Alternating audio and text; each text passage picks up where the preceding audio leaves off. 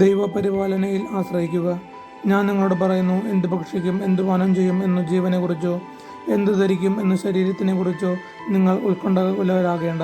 ഭക്ഷണത്തേക്കാൾ ജീവനും വസ്ത്രത്തേക്കാൾ ശരീരവും ശ്രേഷ്ഠമല്ലേ?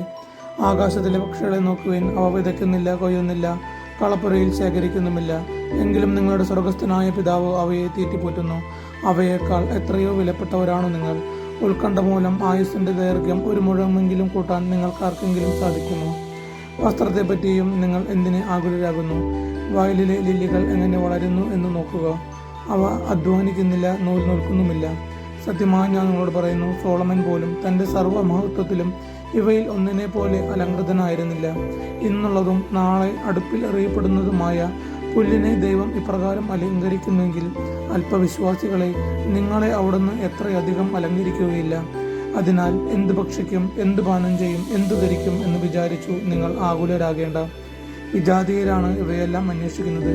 നിങ്ങൾക്ക് ഇവയെല്ലാം ആവശ്യമാണെന്ന് നിങ്ങളുടെ സ്വർഗീയ പിതാവ് അറിയുന്നു.